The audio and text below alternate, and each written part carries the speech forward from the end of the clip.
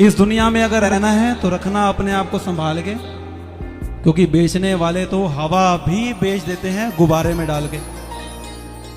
सच बिकता है पर झूठ भी बिकता है। बिकती है हर कहानी, 3 लोग में फैला है, फिर भी बोतल में बिक जाता है पानी।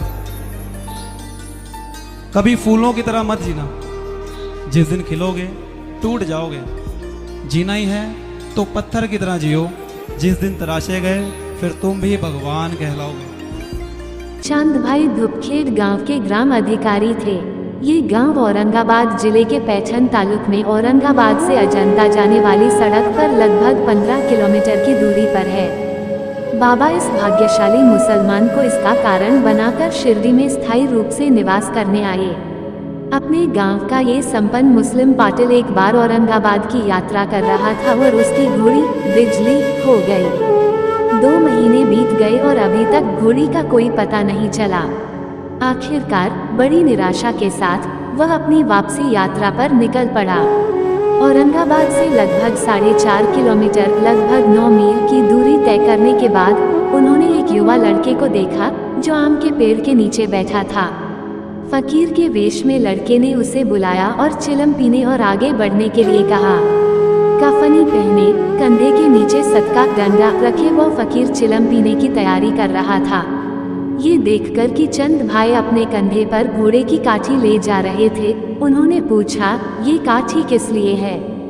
फिर चांद भाई ने अपनी घोड़ी के खो जाने की कहानी सुनाई। फकीर ने पास के नाले की ओर इशारा करते हुए कहा, जाओ, तुम्हें अपनी घोड़ी वहीं मिल जाएगी। और सचमुच चांद भाई को उस जगह पर अपनी घोड़ी मिल गई। उसे आश्चर्य हुआ। उन्हें तुरंत एहसास हुआ कि ये लड़का कोई साधारण व्यक्ति नहीं है और यह कोई औलिया, एक अनोखा व्यक्ति होगा।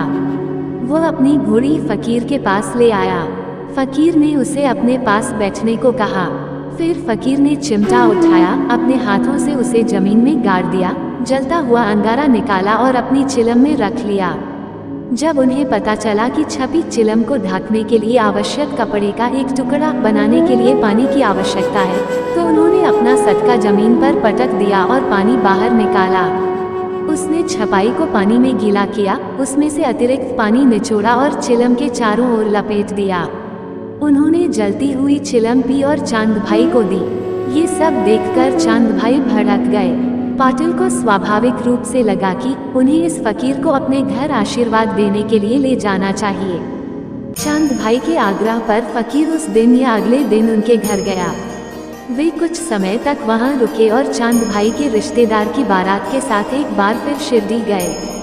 चांद भाई के पास अपना कोई मुद्दा नहीं था। उनकी पत्नी के भतीजे का विवाह शिरडी की वजीर नाम की लड़की से तय हुआ था। इस शादी के लिए चांद भाई का परिवार और दोस्त घोड़ों और गाड़ियों पर सवार होकर जा रहे थे। इस दल के साथ बाबा भी बैलगाड़ी में सवार थे।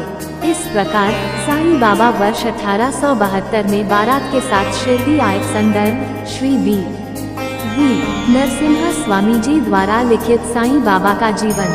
शिरडी पहुंचने के बाद जुलूस ने खंडोबा मंदिर के सामने मैदान में अपना पड़ाव डाला। इस मंदिर का स्वामित्व सोनार भगत महालसापति के पास था। बैलगाड़ी से उतरते हुए प्यारे से दिखने वाले बालक फकीर को देखकर महालसापति के मुंह से अनायास ही निकल पड़ा, आओ साईं का स्वागत है। और उसके बाद फकीर को इसी नाम से जाना जाने लगा। चांद भाई की घोड़ी की कहानी खुद चांद भाई ने शिरडी के रामगिर बुवा साईं बाबा द्वारा बुलाए गए बापू भीर को सुनाई थी। बाद में वर्ष 1936 में रामगिर बुवा ने नरसिम्हा स्वामी जी द्वारा लिए गए एक साक्षात्कार में इसे सुनाया। उस वक्त रामगिर बुवा की उम्र 76 साल थी। ऐसा कहा जाता है कि बाबा ने चांद भाई के सपने में आकर उनके मन की बात जान ली थी। चंद भाई पाटिल का पुराना घर समय के साथ ध्वस्त हो गया और उसी जमीन पर एक नया घर बनाया गया। यहाँ उनके प्रपौत्र श्री बाबूलाल नादान पठान चौथी पीढ़ी रहते थे। चांद भाई पाटिल की समाधि नीम के पेड़ के बगल में मौजूद है। ये वही नीम का पेड़ है जहाँ साईं बाबा ध्यान और विश्राम के लिए बैठते थे। श्री बाबूलाल नादान पठान के अनुसार श्री साईं बाबा इस घर में लगभग 2 महीने तक रहे। बाबा द्वारा छुआ और आशीर्वाद दिया गया पीसने का पत्थर घोड़े, बिजली की वस्तुएं। चांदभाई पाटिल के साथ साईं बाबा की एक पेंटिंग चांदभाई पाटिल के इस पैतृक घर में देखी जा सकती है। श्री बाबूलाल नंदन पठान का 10 अक्टूबर 2023 को निधन हो गया। अब चांदभाई पाटिल के पूर्वज चांदभाई पाटिल के पैतृक घर और समाधि की देखभाल करते हैं। YouTube पर हमें सपोर्ट करने के लिए हमारे चैनल को सब्सक्राइब और लाइक करें।